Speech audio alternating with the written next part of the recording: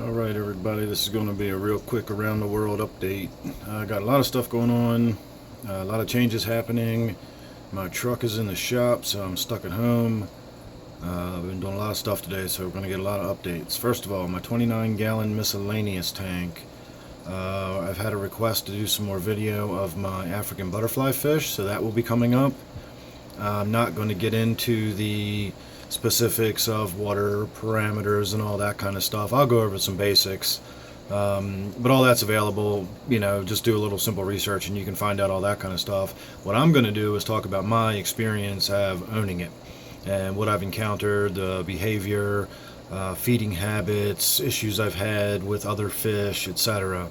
So that I can give you, and I will, and I'll talk a little bit about my experience, and I'll give you some good action footage, maybe of eating some crickets or something like that. So that is coming up. My gourami tank. I have made a lot of changes to my gourami tank. Not least of which is this piece of woodwork that used to house my orchid. It is now a part of my gourami tank. So I got a lot of things going on with that. We're going to discuss. I also want to do a video about water chemistry again. I want to talk about total dissolved solids. And normally, this is the tank I look at when I talk about total dissolved solids, because I have a combination of fish in here that is very unusual. I have actual Tanzanican lake fish with South American fish. And I know that sounds ridiculous, but it works.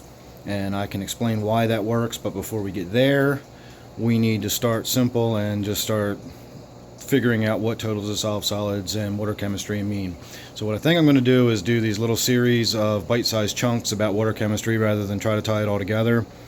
So this is the tank we will actually be looking at as I start discussing that, just so everybody can get used to the new feel and look of this tank, because I myself am still getting used to it. So that will begin the discussion, and we will just basically go over total dissolved solids, what they are, what that number represents, and so on and so forth. And then we'll, go from there based on what kind of reaction I get, and comments and so on and so forth. So nothing really new going on in the Angelfish tank. So I will not be shooting any video of that. Maybe I'll snap a few pics or something, because they're always fun to look at. Same with the African tank. Not a lot going on over here. I finally got it treated properly for cyanobacteria, so the wood actually looks like wood again, and it doesn't look like a green swamp monster in there. So other than that, nothing else really going on. Congos are spawning again. Big surprise, they do that every other day. My Crayfish tank. This is kind of a work in progress at this point. I'm actually trying to get rid of this tank because I really don't want to have the whole tank set up just for animals to breed in, because I'm not really interested in breeding.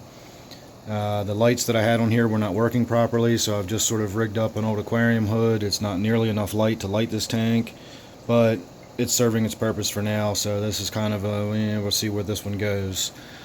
Over here, my Crayfish fry are actually growing up fairly nicely. They should be going down to the fish store pretty soon, find a new home.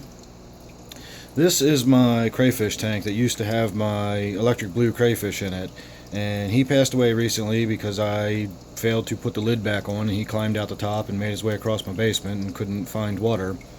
So I do have some guppies in here, and I put them in there originally to basically breed and provide the occasional snack for the crayfish that was in there. So the crayfish is not in there, but the guppies still are.